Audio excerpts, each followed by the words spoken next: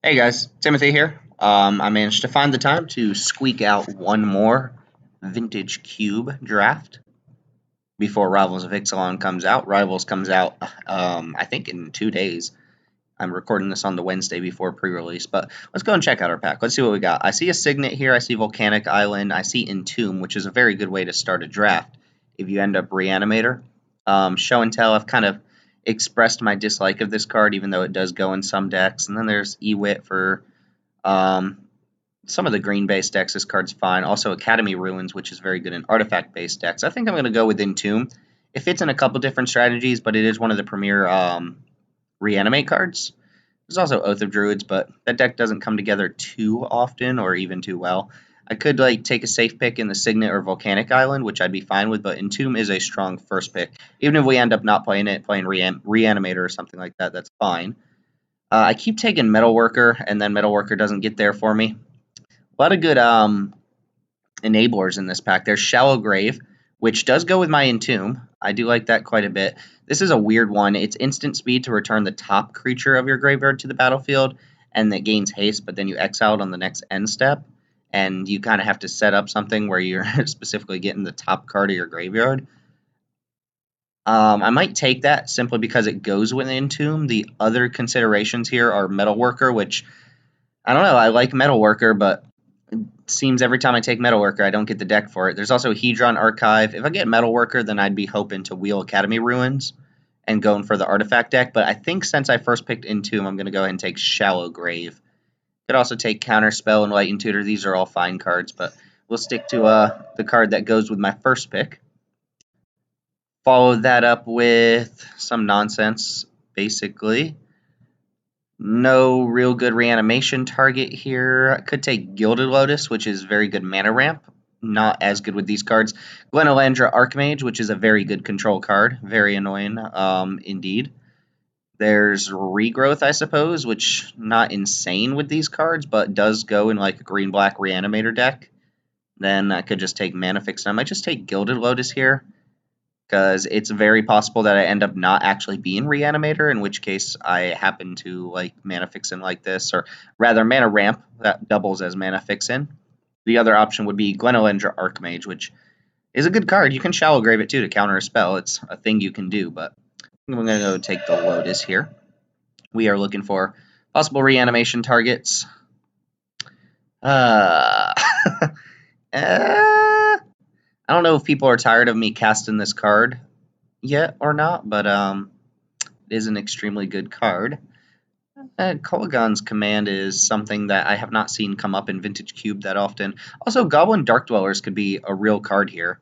It's actually not bad with something like Shallow Grave, because you get to Shallow Grave it back and then also cast Shallow Grave again and get another creature out of the deal, which intrigues me a little bit, but I think I just have to take Tooth and Nail, especially this early. A fourth pick Tooth and Nail is nice, and it's not like these cards can't go in the same deck.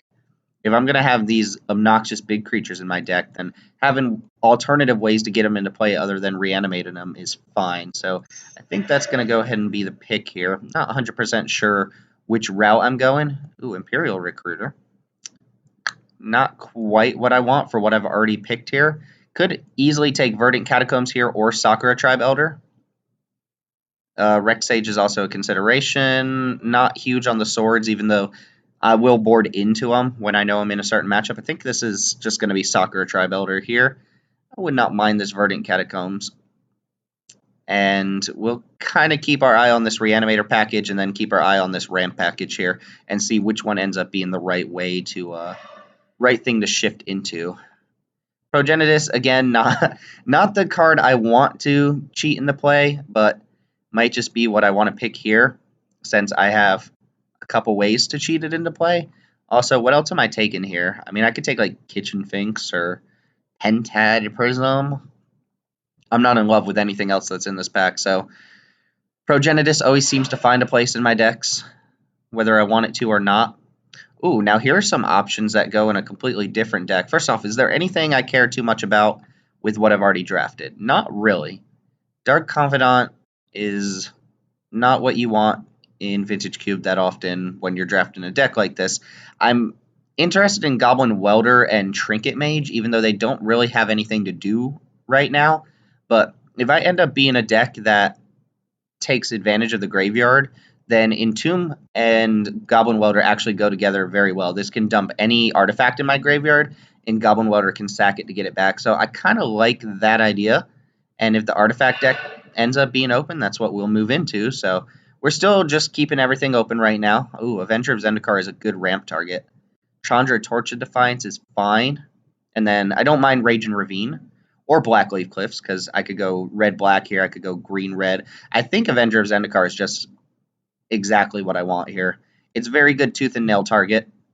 It is possible reanimation target. It's not that I want to be a mashup of ramp and reanimator because those clash it a little bit, but it's not 100% clear what is and is not open right now. Harsh Mentor doesn't seem like a thing that I want here. Might just take Eternal Witness. I don't see a need to draft Stir and Wildwood. I don't care too much for Oath of Druids right now, considering I don't really have ways to set it up, per se. I don't know. This could be good, actually. I don't see Goblin Welder actually working out. Notice Academy Ruins is not here. Eternal Witness is actually pretty good with some of the Reanimator cards. Oh, wow, Enlightened Tutor came back. Not particularly great for us. I could take Avacyn's Pilgrim here, I suppose. We're not a Shardless Agent deck by any means. Avacyn's Pilgrim works with this ramp package pretty nicely, so I think that's fine. I don't think there's anything else I want here. No, I already have one really good card to Tooth and Nail for.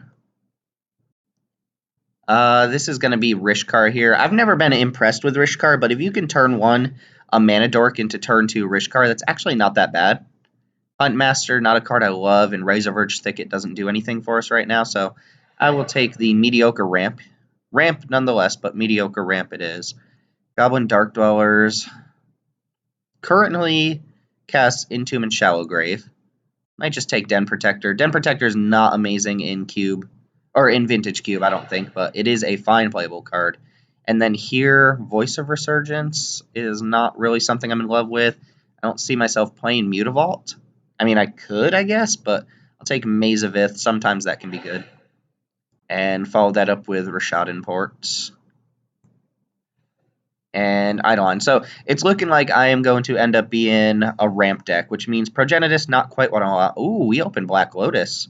We got the most powerful of the power, arguably. I mean, you have to take it on principle. I find it hard to believe that it's not just the best card in the pack to take anyway, but you have to take it. What are we hoping to wheel out of this pack is the real question. I don't mind Freyalise. I would not mind Kozilek at all. And Terastodon is fine. Also, Primal Command's pretty decent in these ramp decks, the green-based ramp decks. Phantasmal Image would be fine, but we're looking to stay mostly green here. And if black is a side plan, then that's what we're doing. But we are snapping up power. Huzzah, get in the deck. Liliana Death's Majesty. Sneak Attack. There is a Sneak Attack here. Force of Will doesn't do anything for me. Well, I find it hard to believe I shouldn't be just taking Sneak Attack. Goblin Welder Black Lotus. That's a thing we can do. Liliana Death's Majesty. I'm going to go and move the Reanimator package over to the side here and maybe just try to be a Sneak Attack again. Tooth and Nail and Sneak Attack are good in the same decks.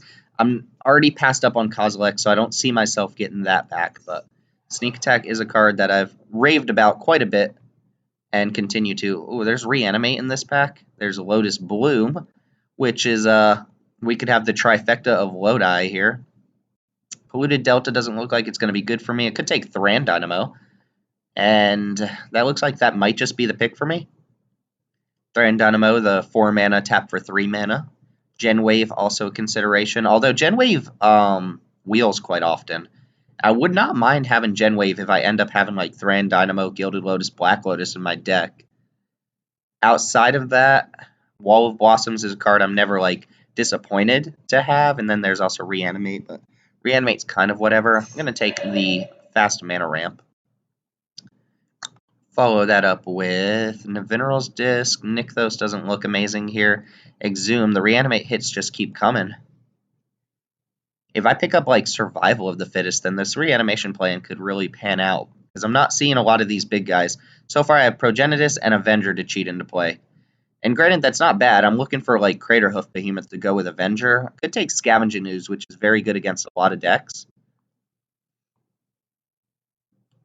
It's between Scavenging Ooze and Exhume. Do I feel like I'm going to actually be a Reanimator deck? It is decent with Sneak Attack. Yeah, I'm going to take Exhume here. Ooh, Blightsteel Colossus. That is a card.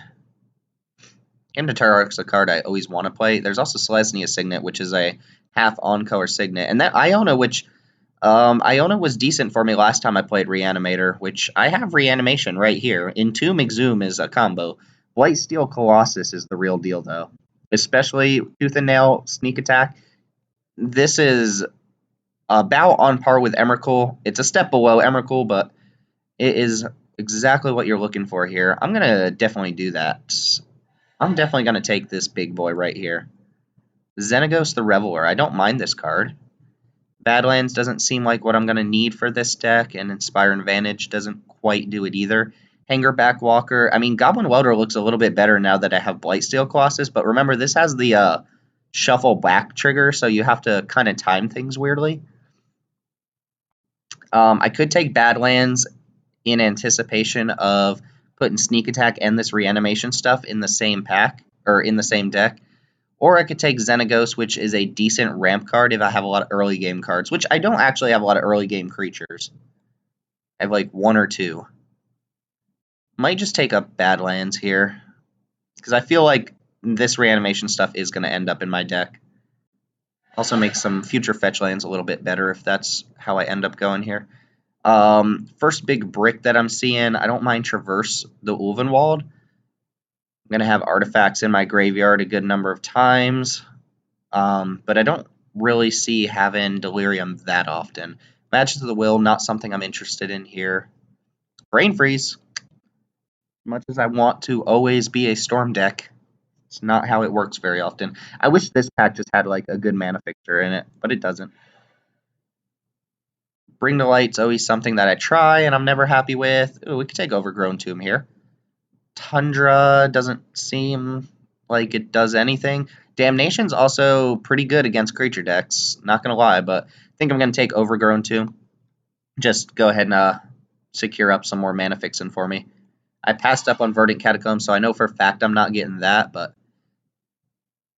what do we see here? Avalanche Riders is an okay card, but it's not something I care about that much. I just take Painful Truths. It's a little bit slow for the cube, but it's not bad either, and Batterskull isn't quite what I want here.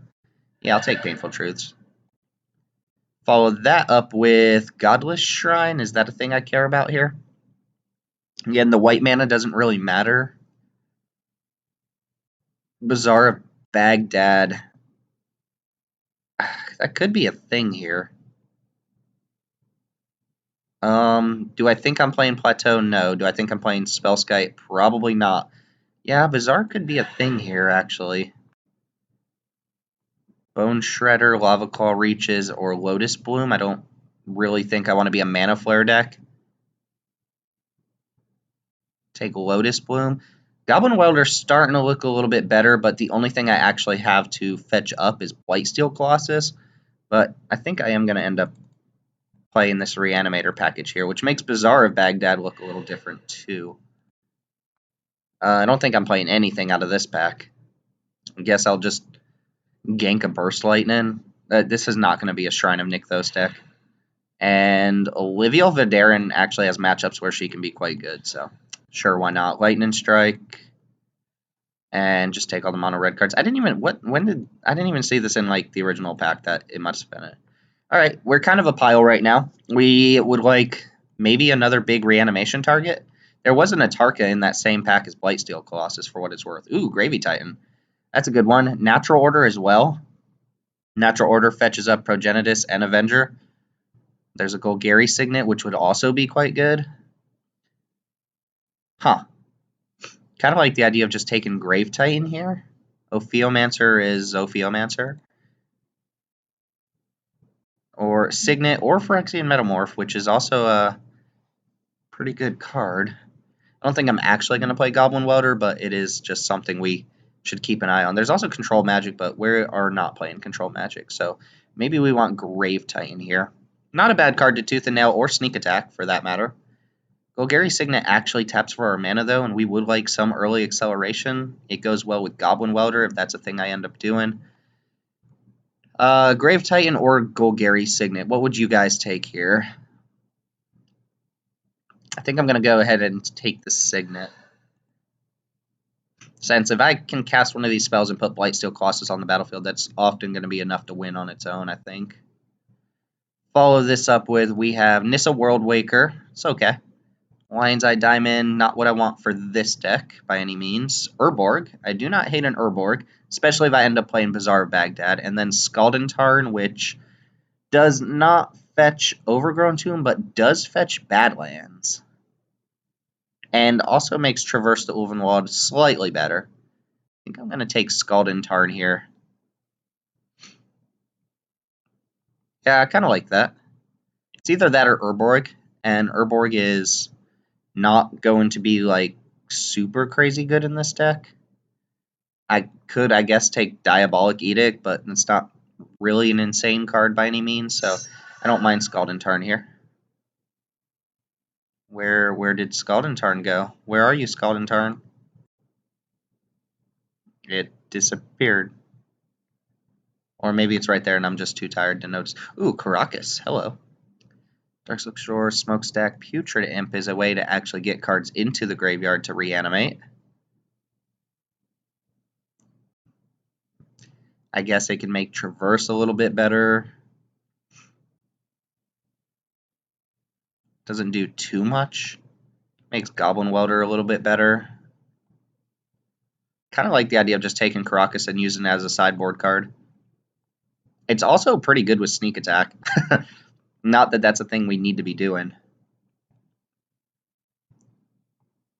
I might just take Putrid Imp here.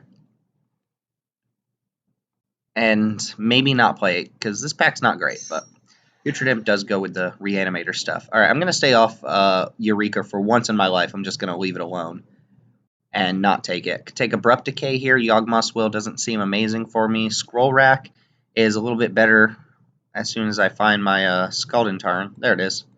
We weren't shifted all the way to the left. Could take Manglehorn, which is a card I happen to like playing, and Necrotal, which is replaceable but playable as well. Tassigura I do not like very much. Do I want Abrupt Decay here? There are some decks where this is actually terrible, but it's good against some early mana fixin'. We are not playing Eureka. It's not going to happen. Sorry, Eureka. Not this time. I'm not even going to be tempted. Don't have a lot of ways to shuffle my deck. I guess I have Entomb to shuffle. Blightsteel Colossus shuffles if I can discard it. Tooth and Nail, but we're not worried about shuffling by the time we cast Tooth and Nail. Let's pick something. I think I might just take Manglehorn as a sideboard card. I'm less into main deck and Manglehorn than I am main deck and what's it called? Oh wow, everything I want in this pack. Wow, Tinker. Oh my god, Tinker, Blightsteel Colossus, but that's just a whole new color. I do have Scalding Tarn. There's also Woodfall Primus, which is a great card to Shallow Grave. No, it's not. This exiles, not sacrifice. This is good with Sneak Attack, rather. Copperline Gorge would be playable. Arid Mesa would be playable. Sylvan Library and Vampiric Tutor. I really like this Vampiric Tutor, but I think I'm going to take Woodfall Primus and be fairly happy with my big game creatures. Tinker is something I am interested in, but not something I can really take and be super happy with. Fast Bond, Wheel of Fortune, Live in Death, Inkwell Leviathan. Oh my god, all the stuff. And then Godpharaoh's Gift as well. I don't see Godpharaoh's Gift being amazing here, but who knows? It could be. How do I feel about Live in Death in this deck? It doesn't quite work with Blightsteel. It's very hard, in fact, almost impossible to bring back a Blightsteel with Live in Death due to sorcery speed shenanigans and the trigger on Blightsteel. Fast Bond doesn't seem like it's going to be great in this deck. It could be. Just playable, but not great. Wheel of Fortune is probably actually not that bad for me. I actually like Wheel of Fortune here.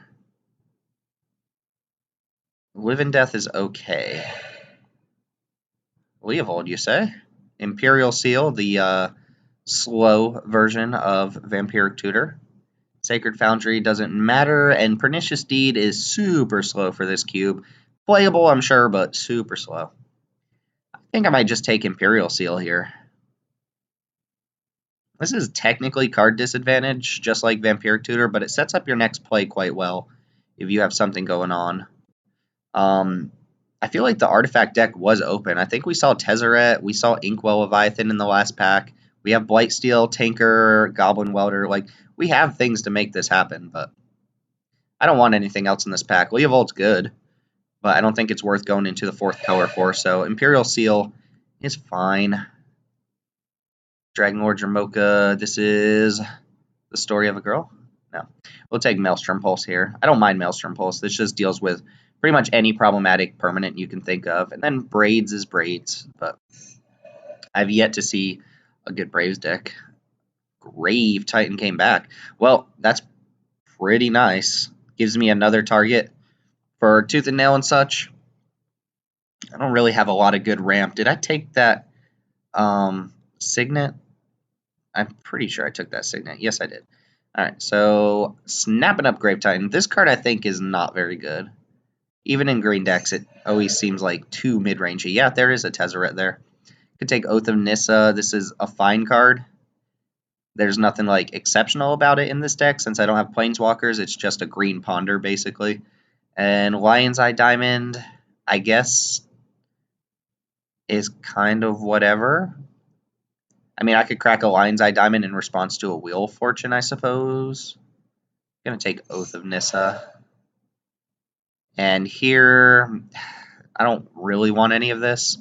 Kalitas is very good against mono red, so I guess I'll take it against the aggressive matchups. And I mean, Firebolt is also just as good, but Kalitas works better with what we've drafted. How do I feel about Eureka now? Oh my god, am I going to play a Eureka?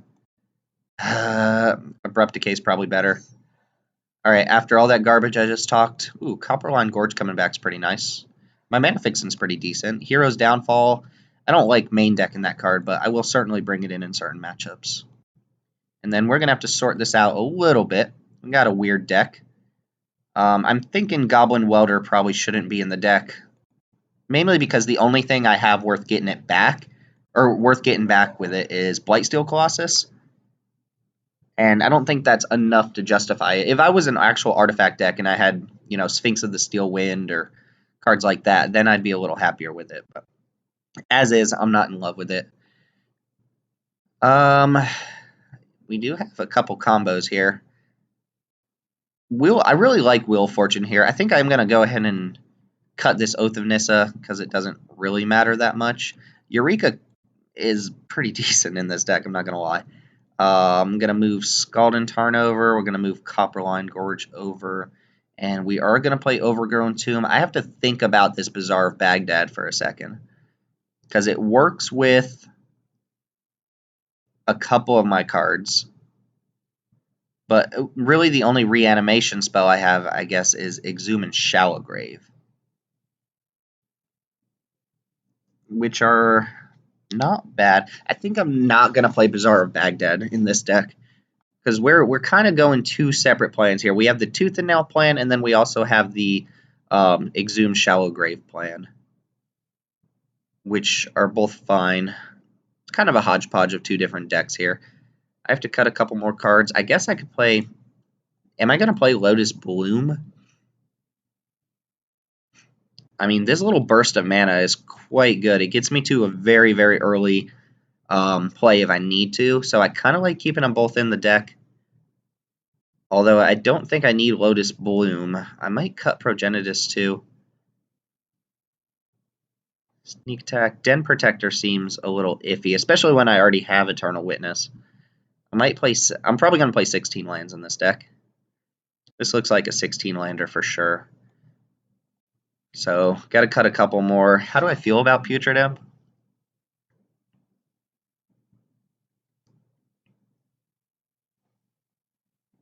I mean, Putrid Imp basically just sets up Exhume and Shallow Grave. I wish this deck had Survival of the Fittest. That would be great, because it puts cards in hand for sneak attack and also ditches cards for my reanimation spells. I could also cut the Reanimator package and just be like a sneak attack Tooth and Nail deck, and then I don't have to worry about cards like Putrid Imp and stuff like that, and that might actually be a good idea. I still have, if I play Eureka, I have Eureka, Sneak Attack, and Tooth and Nail as ways to cheat creatures into play, which is pretty good, and this is a very narrow package here. Entomb, yeah, I think I'm actually going to cut the Reanimator package here. So let me just see real quick. Creatures I want to be cheating into play. These ones. These 5 right here are the crux of my deck. These are the enablers to get us there, and then the rest of the deck is kind of some dirtily nonsense. But I do have actually pretty good, whatchamacallit here, pretty good ways of dumping those creatures. So if this is the case, I need to put 2 more cards in the deck. So Oath of Nissa starts to look a little bit better. Digging for creatures for sneak attack or something along those lines. Digging for cards for Eureka. Den Protector still looks like whatever, and Goblin Welder is just not going to be good. Like I said, Blightsteel is the only card worth getting back there. Bazaar of Baghdad I could play just as a spell, basically, since it doesn't tap for mana. I don't have Urborg in my deck. And Wheel of Fortune looks a little bit worse when I'm not actually Wheel of Fortune is pretty bad with Eureka because my opponent's going to have 7 cards too. Wheel of Fortune looks a little bit better when I'm going for the Reanimator plan. So, not in love with Wheel of Fortune here. So, let's switch it up a little bit. Going to go and bring in the Oath of Nissa. Still don't see a real need for Kalitas here. Bazaar of Baghdad, not necessary at this point. Olivia Voldaren is a card we could play, but it's not like an insane card by any means. It is a good way to dump a bunch of mana. For basically 7 mana, you get to just steal an opponent's creature. Could take Manglehorn as a main deck option and Den Protector. Like, I could just bring in these 2 green cards. They're kind of dirtily whatever cards. I could bring in Maze of Ith, which is another whatever card, but does add a little bit more consistency to my deck. Like Den Protector, getting back a sneak attack target. I just think Den Protector is so much worse than Eternal Witness. Although it can beat down, right? But we're not looking to race an opponent or deal combat damage. We're looking to cheat in a big creature and take them out with that. So I think this is going to be the deck here. Sort it by color. Leaving Maelstrom Pulse in the deck to take care of Planeswalkers and the such that I might otherwise have a problem with. And then our mana is going to be majority green. Traverse the Ulvenwald is fine, I guess. Yeah, this is fine. This is fine. This is okay. And yeah, I just don't see a reason I need to actually play Entomb here. So let's, if we end up going against like a faster deck, then I can bring in Maze of Ith or something like that. But right now, I want to make sure I'm hitting my mana. 16 lands to the deck. It's going to be like 10 green and like maybe 4 and 2 or something like that for 1 red card. I don't need blue or white.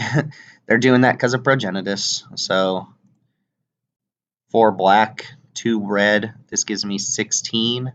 And then I can cut for these better lands here. So I'm bringing Scalding Tarn, which is a tri-land.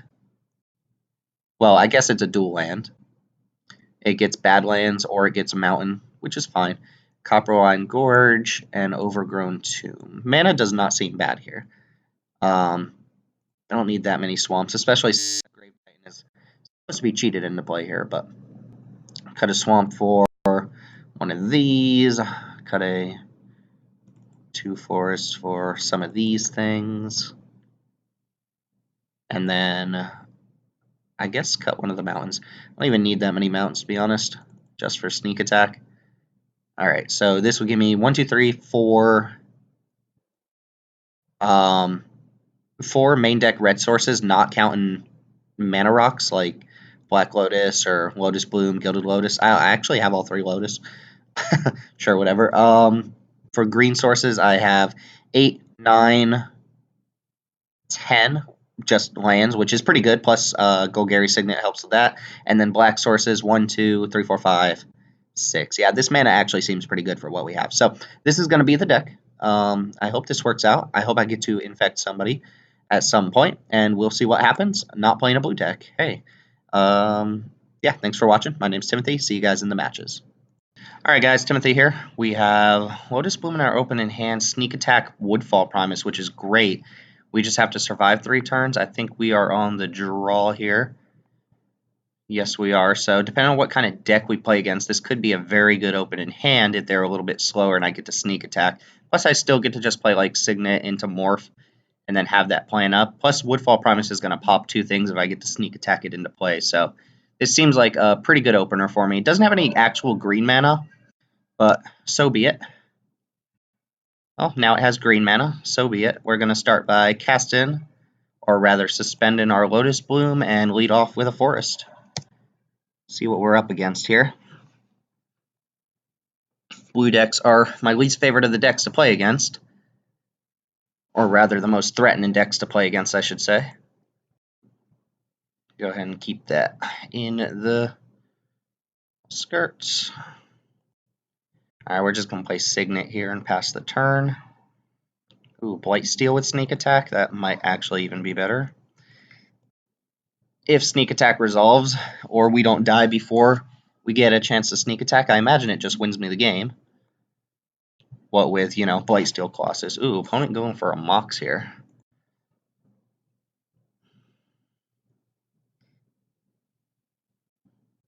And Pack Rat? Okay. That's a fairly reasonable card for my opponent to have. Does lead me to believe they're more reanimation. Like, Pack Rat's fine, I guess. I could actually just play Sneak Attack here. Or I could play Den Protector. I mean, I'm going to play Sneak Attack. I don't think that I could get Force Spiked or something like that. So maybe I actually want to wait and just play this Morph. Yeah, I don't see any reason I need to expose my Sneak Attack to like a Force Spike.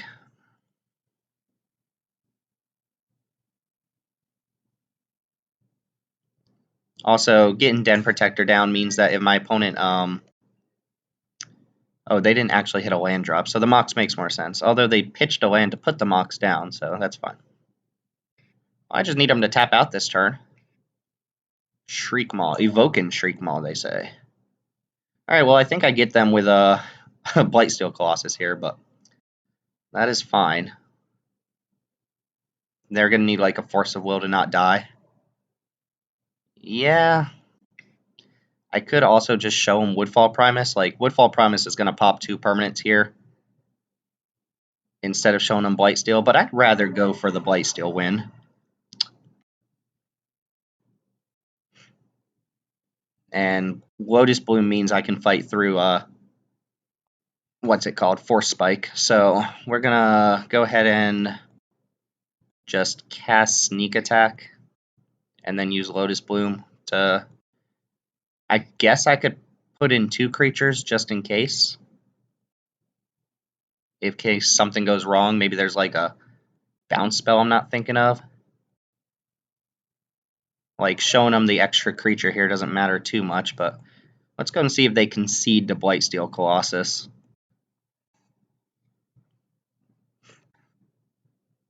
Nah, let's just attack with... Okay. It did the trick.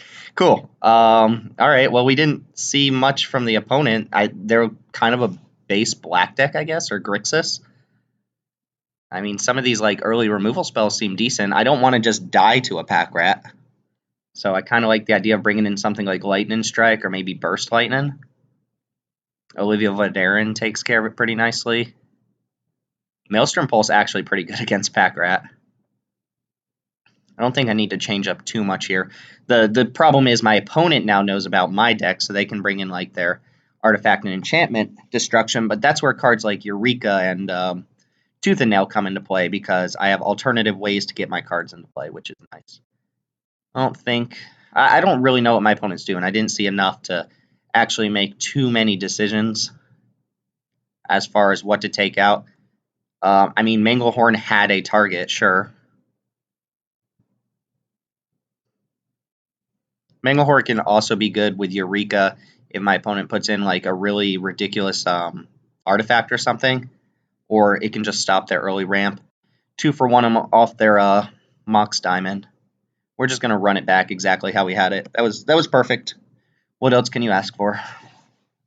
Can't guarantee that hand every time, but Lotus Bloom and Black Lotus do make do account for a little bit of consistency. This is a one-lander, but it has Avacyn's Pilgrim and Oath of Nissa, plus the Golgari Signet, so it's not very likely I get screwed on mana here. Plus, Avacyn's Pilgrim makes Painful Truths a little bit better. And I've got to imagine my opponent's like base black here. Which is more important? I think I'll get the Pilgrim down. Maybe it's right to get Oath of Nissa down since this is exposed to removal here, but that's fine. And maybe I can ramp into Grave Titan. Bitter Blossom. Well, that's good. Bitter Blossom is a strong turn 2 play. Looks like I'm going to be able to kind of keep up here. So I can actually I should have cast Oath of Nissa first, actually. Well, that was bad. Not that bad, but it wasn't great. So we're going to go ahead and cast Signet and Oath of Nissa, I think. Then next turn I can go Thran Dynamo. Oath of Nissa, start looking for a red source here. Plus I already have Painful Truths for the full 3. Yeah, this is why I should have played Oath first. Doesn't matter. So what do I actually want here? I don't have red mana to cast Sneak Attack. But I could put Blightsteel Colossus in my hand. 1, 2, 3, 4, 5.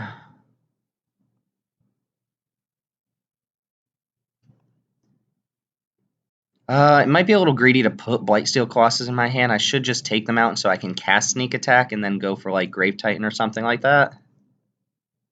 Grave Titan is going to be able to take down Bitter Blossom quite easily, I think.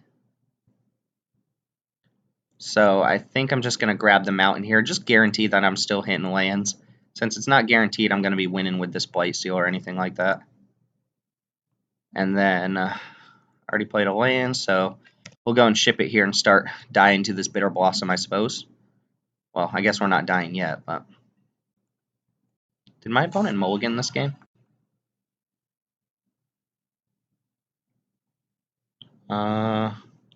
Something's out of date. No, they did not mulligan. I don't know why I think that, but something tells me they did. Bitter Blossom usually means my opponent has some sort of equipment in their deck. Or they need sacrifice fodder for something. So they know I grabbed this mountain. I could run out Thran Dynamo. It's possible it gets countered, and that's not the worst thing in the world, but if Thran Dynamo doesn't get countered, then I can run out Den Protector face down. Could also go for Painful Truths for 3, but I think I'd rather do that next turn when I have extra mana. And, I mean, like, if they counter Thran Dynamo, it's not the worst thing in the world, so... yeah, we'll just say kaboom. Don't actually know what the blue's in their deck for anyway, so I have to assume maybe it's counter spells. I mean, they're going to assume this is Den Protector as well anyway. Do I attack for 1 here? Like, nah. There's no sense giving them value off of their fairy. Trade in, like, 1 life for my Avacyn's Pilgrim. Not quite what I want to do. And then let's think about what we want to do next turn. I can't play Sneak Attack and also activate it in the same turn. But what I can do is Painful Truths for 1, 2, 3, and then still have up 1, 2, 3, 4, 5 mana with a red and a green. I can't cast Grave Titan. Alright, I will take my 1 here and see what my opponent can follow up with.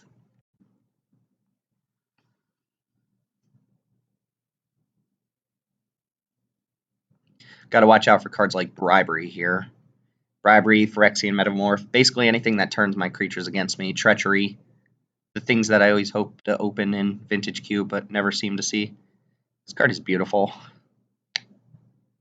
Absolutely gorgeous. Rebecca Guay. Yep. Alright, opponent thinking about doing something here? If I were in my opponent's position, I don't know that I would have even countered Thran Dynamo if I had one. So they can take out my Morph creature here, because it is technically a non-artifact creature, despite being colorless. And they're evoking it. Oh, they're taking out Avacyn's Pilgrim. I am okay with this.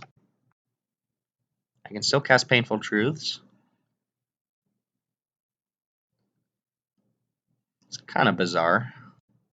I'll hold off on this for a second. So now I actually have to tap differently here. So we have to go 1, 2, and 3 to cast Painful Truths for the full 3, but I think that's worth doing. Alright, draw a bunch of mana.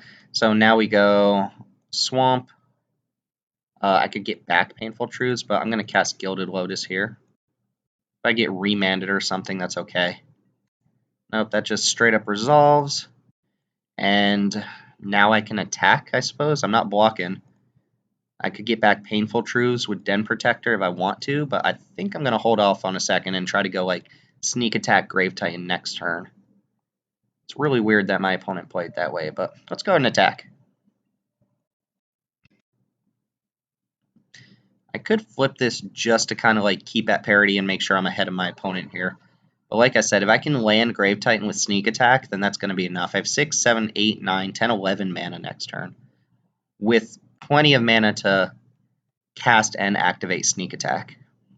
So I would ideally like my opponent to just tap out here for some sort of dirtly creature. When does this sack? End of combat? Nope, my opponent's just not doing anything here, which could be bad for me, but I'm going to go ahead and go for... Let's go for Sneak Attack off of just this and see if they counter it. Because if they do, I have Den Protector to get it back.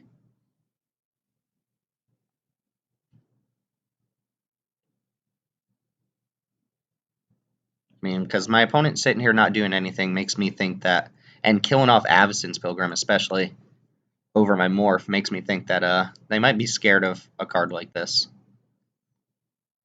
If it resolves... Yeah, never mind.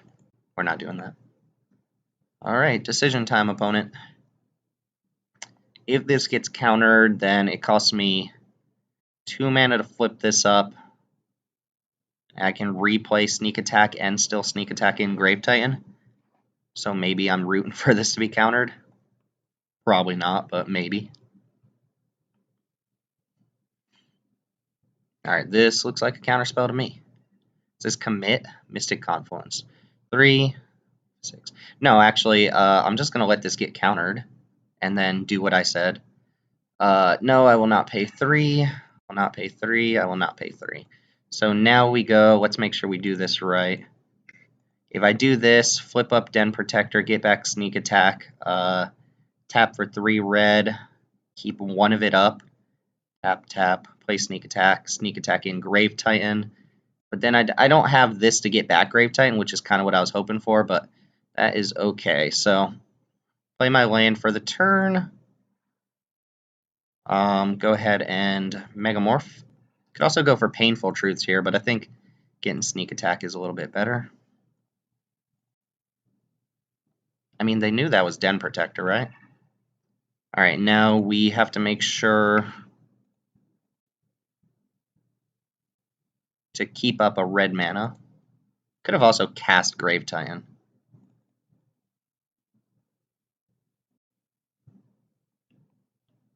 Alright, and with the red floating, we'll go ahead and bash with Grave Titan, put it into play. This gets me a pretty big hit on my opponent. Grave Titan also gives me those 2 zombies. Actually, I'm just going to get 4 zombies here. And I'm going to bash for 9. I assume Fairy Rogue blocks Grave Titan. I still take 3 that way, go down to 12, and I have 4 zombie tokens. Granted, I'm out of action to their 4 cards on their turn, but that is okay. So my opponent could use something like Damnation here. Maybe casting Grave Titan was better than playing it. Like, casting it, and then I have Den Protector to get back, whatever. Alright, do not mind them. One of their cards in hand being a Dimir Signet. Time Twister. Oh no. Why would my opponent do that? Why would my opponent Time Twister me into 7 cards while I have Sneak Attack on the battlefield? Because now we know what happens. Boom! Tooth and Nail. Okay. I mean, they're going to need a pretty good counterspell here.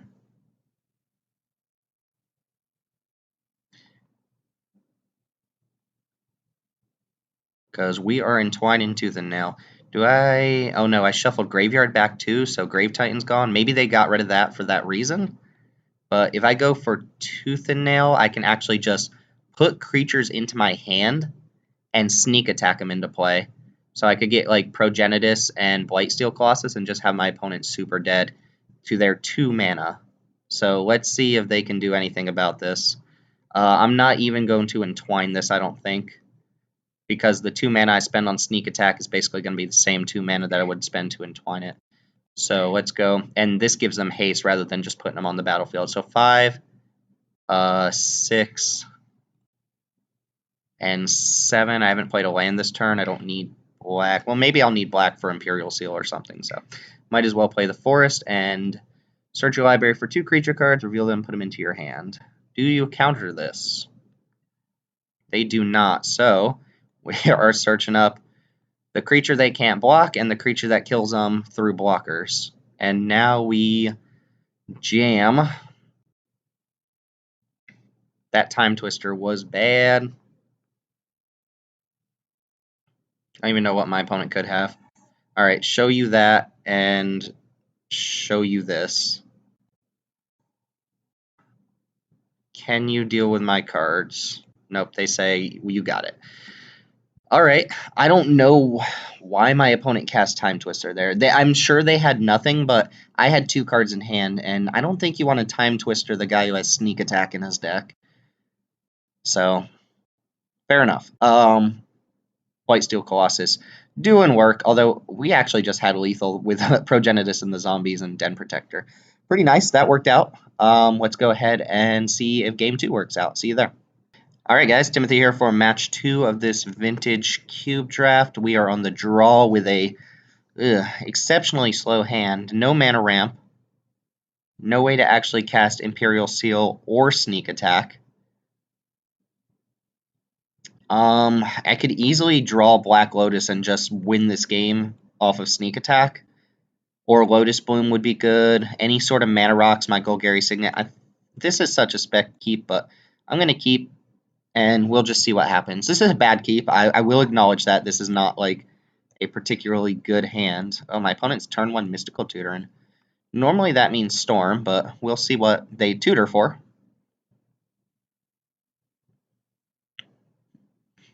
I'm kind of curious. The turn 1 instant speed or sorcery speed Mystical Tutor.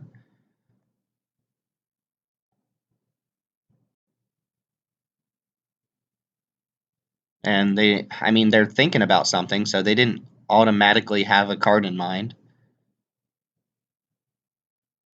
This is the type of hand that you don't want against Storm. My ideal draw here is Black Lotus, because then I get to go turn 2, Sneak Attack, plus put Woodfall Primus in, blow up both my opponent's lands. But I think Black Lotus is just your best draw in a lot of situations. I'll be a little sad if I go through this entire cube draft without casting my Black Lotus. I've already cast my other 2 Lotuses, Lotus Bloom and Gilded Lotus. Mystical Tutor for Ponder. Huh. Okay, well, that probably not Storm, but we're just going to let our opponent kind of cantrip their way to victory here, I think. So I assume they're casting this Ponder. Maybe they did not have a land-heavy hand. They're searching for lands or something. And let's see what they do with their Ponder. Spats 43. They said, good luck, have fun. They shuffled. Alright, so this is kind of a... Ooh, and they passed the turn without doing anything. Imperial Seal. Oh my god. Oh my god. Oh my god. Do you know what's happening right now, guys? Put this Black Lotus on top of my deck with their 1 land. My opponent doesn't even get to see that I put a Black Lotus on top. Plus, Ewit can get back a Imperial Seal. Okay, so this makes a lot more sense. They kept a one-lander with Mystical Tutor and Mystical Tutor up Ponder, hoping that it would find their land. They didn't see it in the top 3, so they had to shuffle, and they just didn't have anything. But my opponent's going to need something here to not be dead to Woodfall Primus, I think. That's something. All right, tap out. Tap out. All right, we are going to cast this bad boy. I might as well play through, like, some sort of Mana Leak mana, if I can. Well, I guess this doesn't actually play through Mana Leak mana. Oh, you can undo that? Cool. 3, 4, 5. I want to keep a red floating, so... Cast Sneak Attack.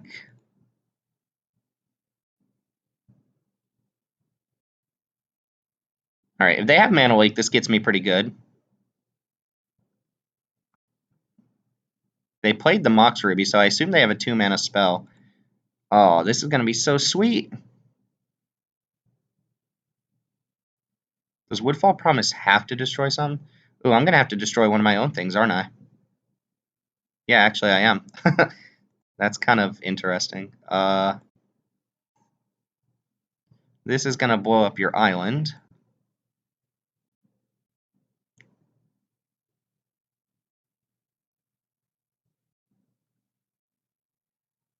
Oh no, I won't have to blow up one of my own things. What am I thinking? This isn't a leave the battlefield's trigger.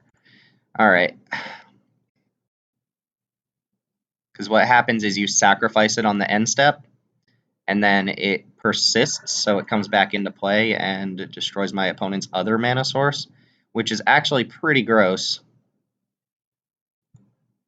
It does come back smaller, but, you know...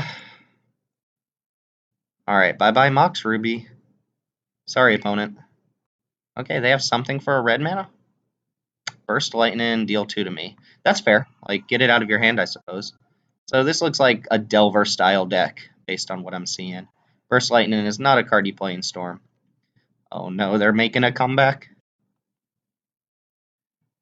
Painful Truths.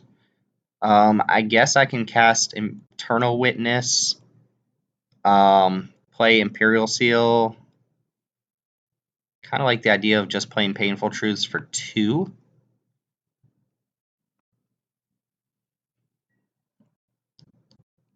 I mean, my opponent's in a lot of trouble right now, that's for sure. The problem is if I go, like, put a big creature on top of my deck, then I don't actually have Sneak Attack mana. I don't have any more red mana. So playing Imperial Seal this turn doesn't seem like it's amazing or anything. So I kind of like the idea of just drawing 2 cards here. Who knows, I might just draw red mana.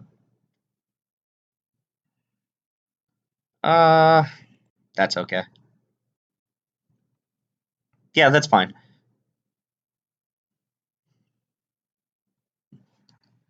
Alright, Blackleaf Cliffs is fine. I mean, if they can get rid of Woodfall Primus, that gives them time, right? But I've got a 2-turn clock on them, plus this thing has trample, so playing little blockers isn't quite going to be enough. Alright, they've got nothing, so let's go ahead and attack. And then I'll play Signet, Eternal Witness, maybe Imperial Seal. Or I could get back Black Lotus so I can go Tooth and Nail next turn. Yeah, that seems fine. So 1-2, play Signet, cast Eternal Witness, and just keep Black Lotus in my hand. And again, well, I guess the first one technically plays around Mana Leak, but it looks like my opponent's F6'd. They're going to make me kill them. Alright, get back this Black Lotus, please. This way I can guarantee Tooth and Nail next turn. Yes. I would love to. And having Eternal Witness on board isn't even, like, irrelevant. If they can deal with Woodfall Primus, then I still have something that deals damage to them. Considering they're at 4, that could be, like, if they deal with Primus, I mean, their best way of dealing with this is probably to bounce it somehow. But they could easily have cards like Go for the Throat or something along those lines. They could have Shriek Maul. evoke it in, kill this, and then suddenly I don't have any pressure on board. But now I untap with 3, 4, 5, 6, 7, 8, 9. Oh, I can actually just do this. So what I do is the same thing I did last game. I wouldn't entwine this. I would just go get 2 creatures and keep up red mana to put them into play. But I don't think I'm going to have to show my opponent that here. Granted, they haven't conceded, so they're playing to some sort of out here, which is respectable, considering they missed a land drop. Not great, and they had to blow a Mystical Tutor on basically a Ponder that time walked themselves. Like, they shuffled with the Ponder. That's not really what you want to do with your Ponders. But us drawing Imperial Seal, or the mana to go fetch up Black Lotus, was pretty insane. Like I said, if I could cheat sneak attack into play, I'm probably going to win this game. But considering my opponent hasn't conceded yet, we'll wait and see what happens. I might actually pause here until something happens. So we'll be right back. Never mind, they're doing something. Cabal Ritual. Uh-oh. You have 3 black mana. What are you going to do with that 3 black mana? Maybe like Hero's Downfall or something like that? Okay, Yawgmoth's Will. And you're going to have mana or something this turn? So this is Storm. This is Storm, but what's up with Burst Lightning? Okay. Kind of like where you're going with this. They can't cast any of the black spells, though. They can either Ponder here, or they can cast either Mystical Tutor or Ponder, or end Burst Lightning. I don't see how this gets them out of this situation, though. So I assume they're going to Ponder. Are they going for Brain Freeze? Alright, so here comes the Ponder, and all they have access to is a red mana, but that could be enough to, like, find some rituals and go off. Alright, they shuffle, draw, with 1 red mana open. I guess this is a cheap spell to cast, but the rest of the stuff screams Storm deck here. And they even have a Mox to go with it. Moxen are amazing in Storm, especially on-color Moxen, even though you would probably play off-color Moxen. Alright, going for a Gush. Storm count is 5. Brain Freeze mills me 15 if they find a way to cast that. Although I'm not sure how that's happening with only red mana. And keep in mind, they already played a land for the turn as well. But I've seen crazier things happen. They could have like a Black Lotus of their own. Nope, so they show me a bunch of cards. They were looking for a potential out there and did not get it. So against Storm, anything that's great against Storm here? Not really. Not really. We want to be fast against Storm. This only affects creatures, right? Yeah, known token creature. I don't have ways to exile or deal with graveyards in any way, so Eidolon of the Great Revel could actually be pretty strong against them. I kind of like it. Although it is double red. We have what? 1, 2, 3, 4, potentially more red mana. Like, this card does quite a bit of work against Storm.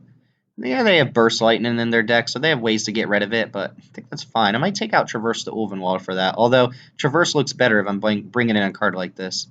Manglehorn had at least 1 target, and I imagine there are going to be others, so this might be a not Eureka. Actually, Eureka's not bad against Storm either, because they're not very likely going to have much stuff to use. Maelstrom Pulse seems like it can come out.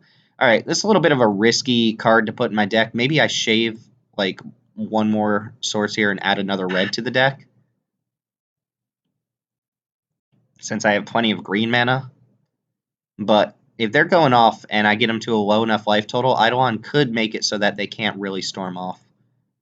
It affects nearly every card that they showed us. I guess it doesn't affect, like, Gush, but my opponent taking damage off their Mox and so on and so forth seems pretty good, especially if I can get in some early damage. But let's see what happens. Alright, so we have Black Lotus. We have Oath. No green mana. Huh. Scalding Tarn gets Badlands. It does not get any green mana. It can't get Overgrown Tomb. I think I'm going to keep this hand. If I need to crack Black Lotus, I will. Like, I can go turn 1 Oath of Nissa Soccer Tribe Elder. My opponent's Mullen.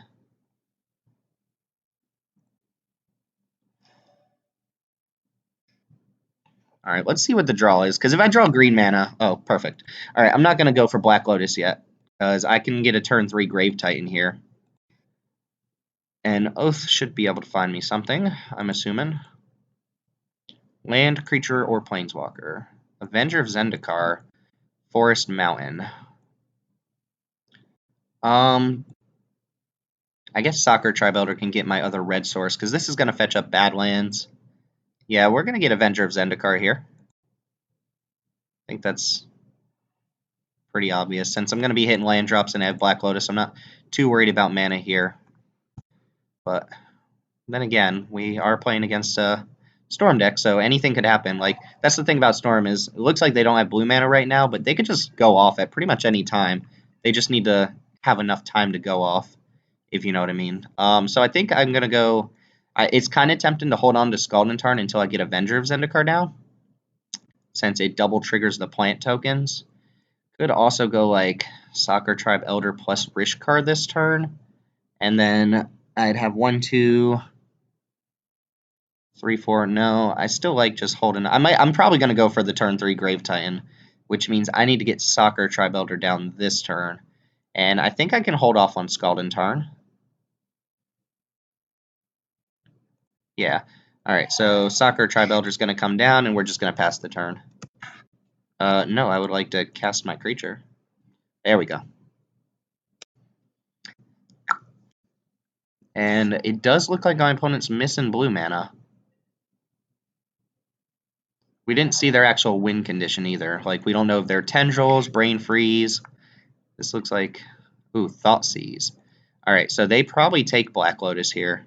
Or they could take Grave Titan, because I can't cast Avenger right away. But I don't actually mind this Thoughtseize too much, since I still have quite a bit of action going on.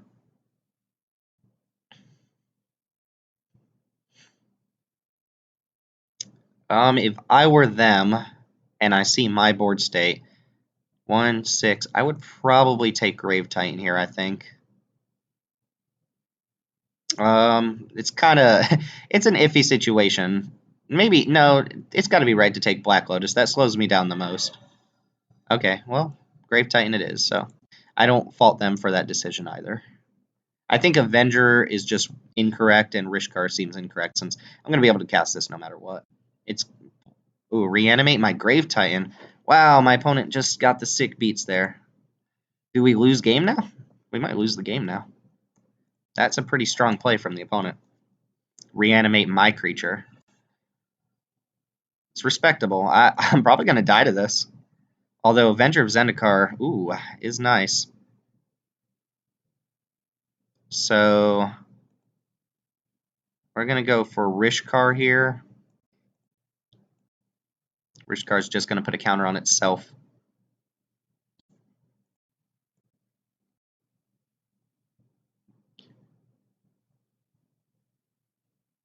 Oh, I could have cast Avenger this turn. But next turn I have 1, 2, 3, 4, 5, 6, 7, 8, 9. I can go for Tooth and Nail. Assuming Rishkar survives, of course. They don't know about this Tooth and Nail, which is nice. Black Lotus has to stay in my hand for this to work. Also, Rishkar has to survive for me to be able to entwine this. But they probably got some number of blue cards in their hand. Yeah, I guess Grave Titan's actually just stronger than Avenger of Zendikar. The amount of time it takes you to get your plants up, especially if you're missing land drops, you already have these zombies. I guess I'll block a zombie token. I don't know that I want to expose myself to Burst Lightning, though. So I could just take 10, and then Tooth and Nail for Blightsteel plus Progenitus or something like that. Because if I block, they can Burst Lightning and kill Rishkar. I'm going to take the 10 this turn. I need the mana from this to do what I need to do.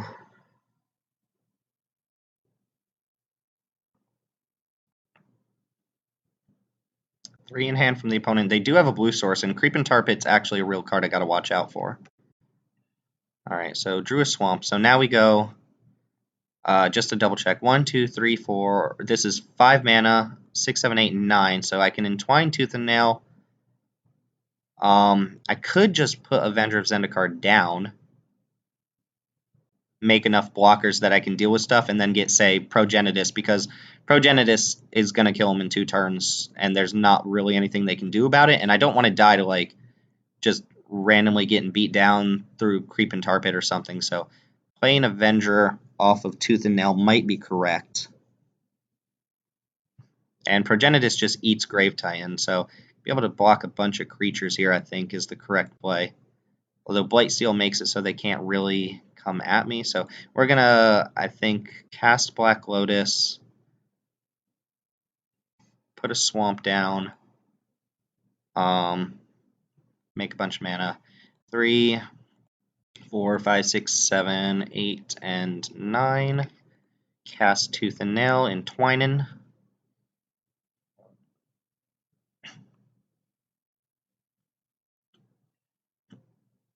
Alright, so let's see what our options are here. I think for sure I want to get Progenitus. And how does Woodfall Primus do anything? I guess it blows up Creeping Tar Pit. So that's one less creature I got to deal with. And then I can block Grave Titan plus a zombie and take 6. That puts me down to 4. If I play Avenger of Zendikar, I make 5 blockers. And one of them can eat this. Plus I have Scalding Tarn next turn. Yeah, I'm going to go Progenitus and then just put another creature in my hand. Idolon of the Great Revel actually seems fine, but I can't cast it. What is Oath of Nissa? Doesn't matter. Den Protector. It might just be like Eternal Witness here. Something I can play to get back like another blocker, Black Lotus, or something like that. Because putting another like big creature in my hand doesn't matter too much if I'm going to play out like Avenger plus another card. So, sorry, again, if I get Avenger of Zendikar, I got 5 lands, I'm going to make 5 dudes. I can block everything but Creeping Tar Pit, basically. It is tempting to put out Idol on the Great Revel, because that shuts them off little cards, but I think it might just be right to get Woodfall Primus. 1, 2, 3, 4. Huh. Den Protector sneaking past creatures is actually not bad either. What would you guys get here? I know for sure Progenitus. I could put Blightsteel Colossus down. And this eats another 2 creatures, but then I'm basically taking... I'm going down to 1 damage. I die to basically any burn spell, and my opponent has some amount of burn in their deck. So I think I'm going to get Eternal Witness and then put down Avenger and Progenitus. And Avenger's going to make 5 blockers for me.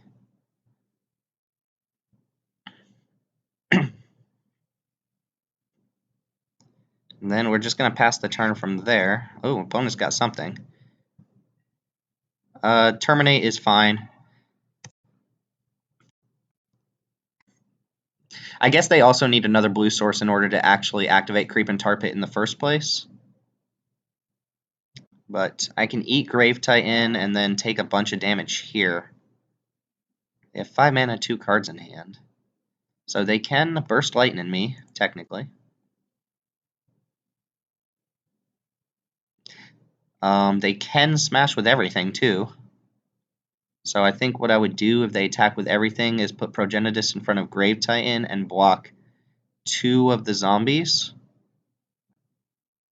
That puts me down to 6. Oh, they're casting something pre-combat.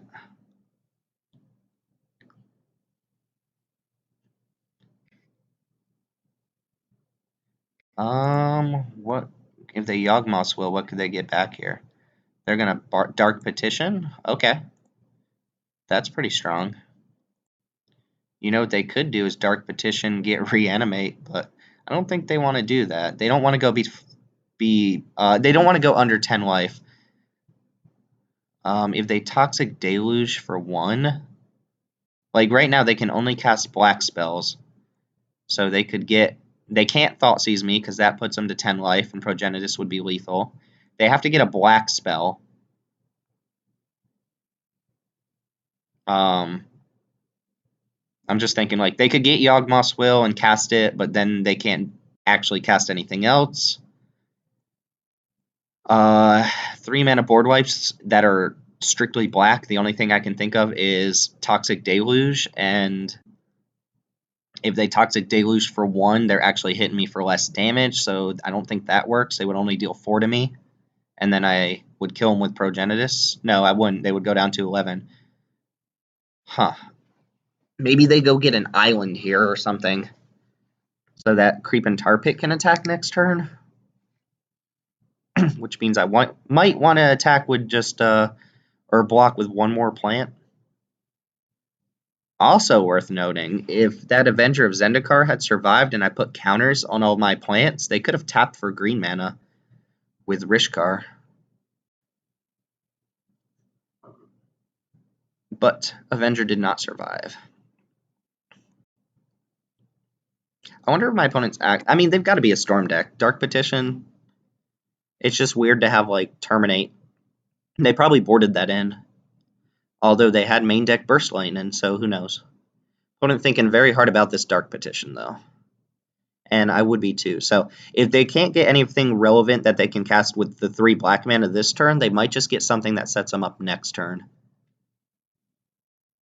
So, for instance, they might get Toxic Deluge or something like that, and then just choose not to attack at all this turn. That way, Grave Titan doesn't actually die.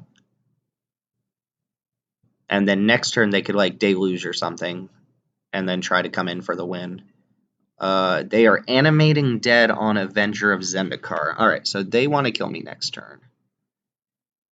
That is fine. Well, it's not fine. I can't do anything about it, but... Alright, so this means that they're probably attacking them? Reanimate is not... They can't just be a Reanimator deck. Like, maybe they boarded that in against me? The Animate Dead and the Reanimate? Alright, let's see if they attack. This is what I'm interested in. I would attack with probably some number of zombie tokens at the minimum. I get to eat just 1 creature with Progenitus. Alright, everything comes in. This is kind of dangerous now. So, make 2 more guys. I for sure block Grave Titan. And then I could go just block all the zombies and try to put as many blockers out as possible next turn. I think I want to attack them with Progenitus down to 2, and then I'll have 1, 2, 3 blockers back, basically. 4. And then I can go block, block, block, block, and then they have 2, 4, 6, 8, plus... Yeah, they're going to kill me next turn if I don't draw something anyway, so I think it's best to block as much damage as possible this turn, and just hope I can draw into something that deals with Animate Dead or Grave Titan, which I don't have much of in my deck anyway, but we'll see. That also assumes that they have a land to even pump these plants, but... Alright, what can we get back? Can I cast Grave Titan? I don't think so. I can cast Eternal Witness and then keep a 1, 2, 3, 4 mana. Tooth and Nail doesn't do it, Black Lotus doesn't do anything, and Soccer Tri-Builder I'm basically going to have to Eternal Witness for Soccer Tri-Builder. Get in there for 3. Or, I'm sorry, get 3 blockers, and then again, block, block, block. Then I take 8, and if they have a land, I die. Or if they have an island, I die. So, or if they have Burst Lightning, I die. But I think that's the play. Keeping Progenitus back here doesn't seem correct, because I think I still die even if Progenitus can block another creature. Eidolon of the Great Rhetoric would have done it. Alright, they're at 2, and I'm probably dead, but... Oh, I just realized I can't actually play Soccer Tri-Builder.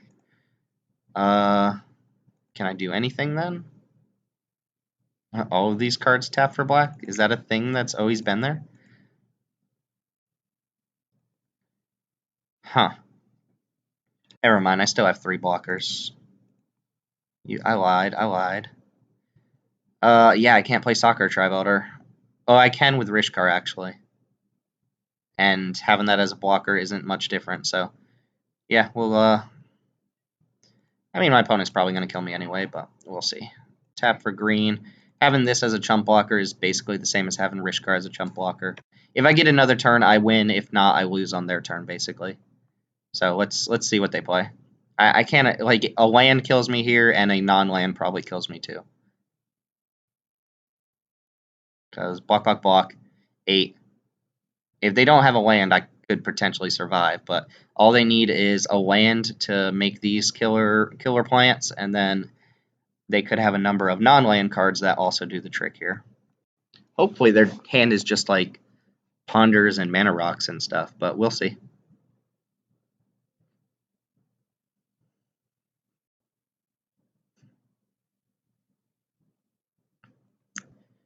This is worth noting. I don't think I have ways to deal with enchantments. I have Manglehorn in my deck to deal with artifacts, but opponent doesn't really have a lot of those. Oh, that's a Ponder. It just gives them 3 shots to just hit a land drop. Actually, I lied. I didn't want this to be a Ponder. Wanted it to be something else. It's very hard for them to not kill me here. Seeing potentially 4 new cards plus 1, they've got to have a land in the top 3. I guess they didn't game 1, but Creep and Tar Pit no longer kills me. Not that it matters, because they would have needed to hit a land anyway, and a land's already lethal. They draw a card. I imagine they play a land drop here, and I will concede to a land drop. Rather, I'll make them attack. I'll make them attack. They didn't shuffle, though, so they've got to have something that they're fine casting. What if they have Yawgmoth's Will? Oh, they're just going to combat? Alright. Huh. So what do they keep in hand, then? What's up with this zombie? Did my opponent accidentally not attack with a zombie? They could have... No, Burst Lightning doesn't do it. Alright, so... Chumperino, Chump, and for sure, Chump. This puts me down to 4 currently. I'm curious what they have. They've got to have just like a burn spell, right?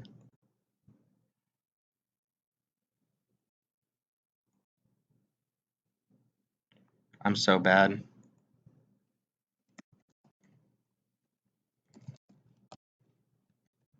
Oh, you know what? I bet they got Burst Lightning to deal 2 damage, but accidentally forgot to attack with the last zombie token.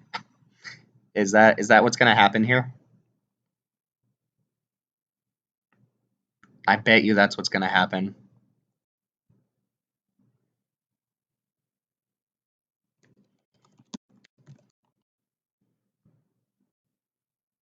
Oh, they had a land in hand. Oh, they actually had...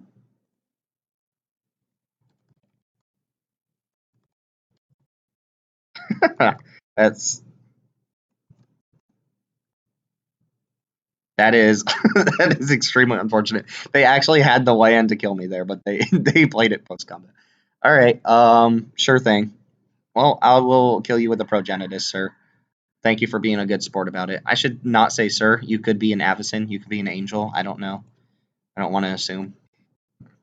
All right. Well, we're gonna steal the win here. Sure. The benefits of playing Moto. Sometimes you win games you're not supposed to win, which is not a thing that happens in real life. But Progenitus takes it through. that's so annoying. My opponent's probably a little bit peeved, but they seem like they were being a good sport about it. Really weird that they probably boarded in these reanimate spells. That are, I mean, they can't possibly be a reanimate deck. This doesn't look like a reanimate deck at all. I don't know. Interesting play from the opponents. Not killing me was also interesting, but I will see you guys in round 3 in the finals again. Let's see if we can take on. Hey guys, it's Timothy here. Before round 3 starts, I did want to take a moment to say thank you to all of the new subscribers. I've had a couple in the last week, and I appreciate you guys subscribing to the channel. I hope you enjoy. these drafts or whatever it is I post to the channel, and I hope you'll stay tuned for some of the Rivals of Ixalan drafts, since that set looks pretty cool compared to Triple Ixalan. I think I do actually have to mulligan a hand here. It doesn't do anything. I can't even cast anything till turn 3, and that's if I draw lands. So, and I think my deck should mulligan pretty well. This is fine, but playing against another deck in the finals, I'm not too happy keeping it. And I guess Oath of Nissa does give me a turn 1 play. We're going to go Copperline Gorge on turn 1. I will be able to cast Painful Truths. Oh no, am I going to lose to this insane green deck again? If you saw my last Vintage Cube draft, I just got utterly destroyed by a green deck. And it feels like that's what's going to happen again. Oath of Nissa gets me Scalding Tarn or Overgrown Tomb.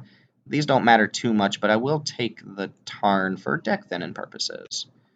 And I don't mind shipping the other cards to the bottom. So having a slow hand against a very mana accelerant hand is not where I want to be here. Channel, kill you, Coalition Relic. Oh yeah, we die in this game. Although I think Manglehorn's going to be real good this game. Oh, they have so much mana. They have so much mana. And I'm going to be playing like turn 3 Painful Truths or something like that. I guess we will Scalding Tarn for the bad lands and pass. Again, the less lands I can draw, the better. 1, 2, 3, 4, 5 mana this turn. 6 if they play a land. Garruk Primal Hunter. So they could draw a card, or they could just make a 3/3. I guess that's not the worst thing that could have happened, especially since they're not adding more mana to the board. I could keep that unfetched too, but we're gonna need some help. We're gonna be on the beats, and we're gonna take damage off our Painful Truths here. We're looking to draw like perfectly with this Painful Truths. Black Lotus Sneak Attack and I don't know, Blightsteel Colossus wouldn't quite do it. Let's go ahead and do I just want to play a Signet this turn instead? No, we'll go for Painful Truths. I'm gonna take a beat in here. Green, black. No. Wrong. Red, black, green. All right, damage myself. Well, we did hit Woodfall Primus, but we're probably going to die before that's relevant. And I have to discard that. Alright, what does this one do? Create a 6/6 worm creature for each land you control. Yeah, unfortunately this hand a little bit too slow against the type of deck our opponent is. Even like Lotus Bloom would have let me, I don't know, cast something else that turn. Gilded Lotus doesn't do it, so yeah. I feel like we're probably going to die this game. And our opponent drew 3 cards as well, so I don't know what I'm expecting here. Jeez. 1/1's for... what's happening? There's Sneak Attack. Maybe we can steal a win with the Sneak Attack. Maybe. So, currently 3, 4, 5, 6 damage on board, putting me down to 5. So don't really want to shock. I think the more red mana, the better. I'm going to have to draw specifically, assuming this doesn't get countered or something, which I don't think it will. I'm going to have to draw, I don't even know. I'm going to have to draw 2 threats or an additional threat next turn or something. So can I go Signet this turn? I can't even play the Signet if I want to get Sneak Attack down, and I think I do need to get Sneak Attack down.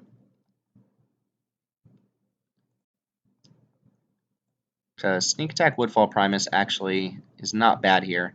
Granted, I am going down to 5 this coming up turn, which is also not great for me. And my opponent has 4 cards with 1,000,000 mana. So I don't know how I'm winning this game, but we'll see what we can do. Like, I could just die to Craterhoof Behemoth here. But, I mean, if you look at what I've done this game, this shouldn't be, like, indicative of most of my games. I just drew some extra cards, basically, and died to my opponent. I can't imagine I'm actually going to win this game. In fact, it seems highly unlikely. Yep, create a 3/3, bash me for millions. 3, 4, 5, 6. Assuming they don't need the extra mana from something, which I can't imagine they do. They didn't put a counter on Coalition Relic, which is a mistake I make quite often. Well, this Garruk was good for them. Put 6 extra power on board. Oh, and they're just like, you know, ooh, that's actually great. That's actually pretty good. Can I play the Signet? Yes, I have 3 black sources, or 3 red sources, which is actually sweet.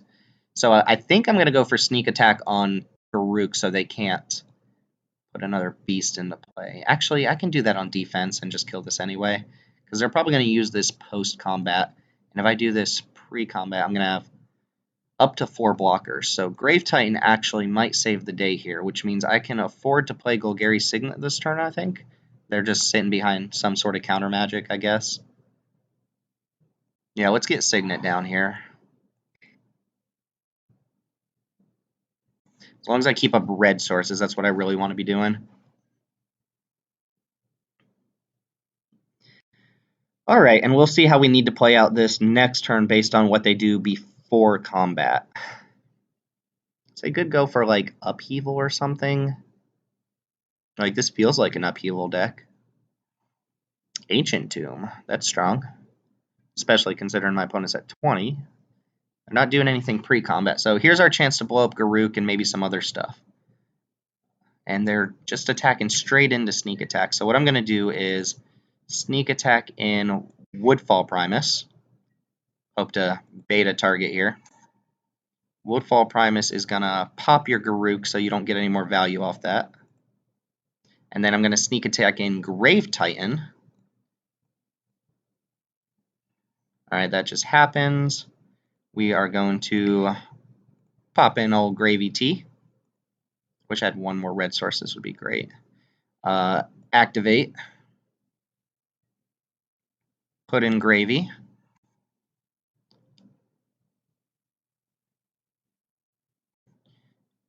And we will go ahead and block pretty much everything here.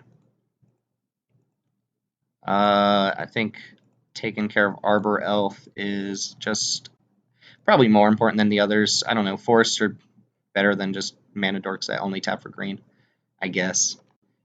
Alright, I go down to 4 and I eat a significant portion of my opponent's board, which feels nice, but let's see what they do here. Because keep in mind, I'm going to get to Woodfall Primus something. I get to, like, take out Collision Relic, too.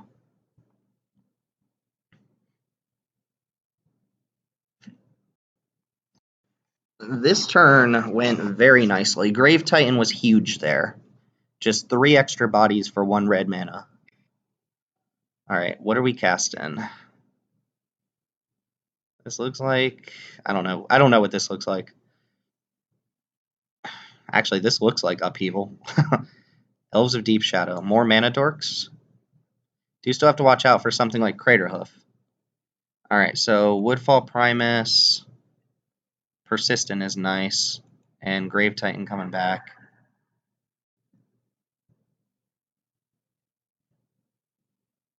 This is gonna probably just hit... Yeah, just hit Collision Relic off this one.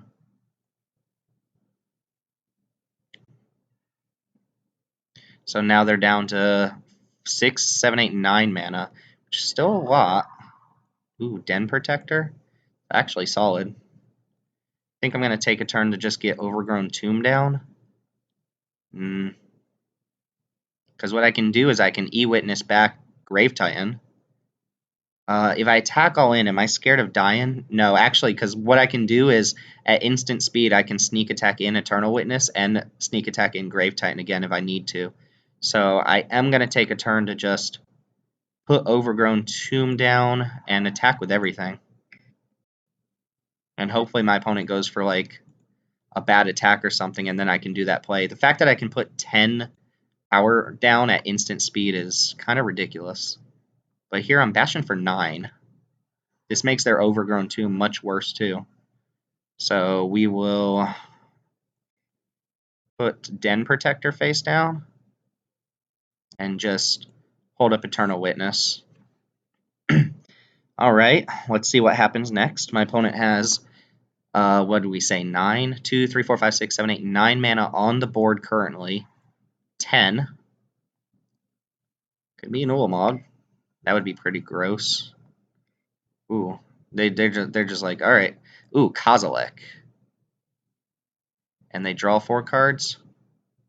I think I can win through a Kozilek. Yeah, I think I can win through that. Yep, I can kill him on my turn with Grave Titan. I can actually put in Eternal Witness on end step. In fact, I don't even have to show him Eternal Witness. I can flip up Den Protector and then flash that in. So let's go ahead and transform this bad boy. Get Grave Titan back. Just put in Grave Titan right now. And let me just make sure at the beginning of the next end step. Yeah, so I'll have Grave Titan during my turn. Sneak attack is insanely busted. And now I just attack through his creature. Takes lethal damage. With Avenger of Zendikar too? Oh my god. No point showing him that. We're just gonna crush. I think I got lucky this game. Drawing Grave Titan and my opponent also not having something like Kozilek in their early hand. Alright, so we took game 1 there due to some luck on our side. But then again, we had luck in game 2 with our opponent not killing us with lethal on board. But alright, what do we think here? I like these little tricks a little bit better against decks like this. So like Lightning Strike and Burst Lightning start to look a little bit better. This is the type of matchup where I was saying Olivia Vodarin can be very good, because just look how many 1 toughness creatures they played. Maelstrom Pulse looks a little bit worse. Eureka is not what I want in a matchup like this. Anything that can give my opponent a benefit. And also, did we see something for Manglehorn? I think I mentioned it, but I didn't see anything. So I think I'm going to go ahead and ditch Manglehorn as well. Yeah. Alright. And then we need to put some extra red in the deck here. So I think I'm going to go up 2 red sources. 1, 2, 3, 4, 5, 6, 7, 8 green sources. No, I do want to keep that high. So I'm just going to add an extra red source to the deck, basically. Although adding 3 extra red cards to the deck makes that a little skeptical. I could cut a swamp here for another red source. You might have Badlands too. So red is 1, 2, 3, 4, 5 red sources just off lands, not counting Black Lotus, Gilded Lotus, so on and so forth. So I think that's probably fine. And we really, no pun intended, sneaked that win out. Sneak attacked it out. Let's see if we can do that again. Black Lotus, you say? Well, I like this hand. What does it do, though? Needs another land to be really good. So I could play, like, turn 2 Gilded Lotus off my Black Lotus and just have a permanent Black Lotus on board. Tooth and Nail Blightsteel Colossus is, like, the real deal. But if I draw another land, this is great. Specifically, if I draw a red source and my opponent's going down to 6, I think this could be fine. Ideal draw is just a land off the top. That would be great. Ooh, no green source. Not quite what I wanted. I'll give it another turn before I go crazy here with Black Lotus. Actually, what I could do is Black Lotus, Golgari Signet, have 1 float in, 1, 2, 3, Eternal Witness back Black Lotus, and get the Golgari Signet on board. Oh, hold on, let me double check that. This is 4 mana, use 2 of it to play Signet, that gives me 3. Yeah, actually, that works, so we'll go Lotus, just make a bunch of green mana, cast Signet, and then use Signet to cast Eternal Witness, get back Black Lotus. So now I'm basically up a land drop and a 2-power creature on board.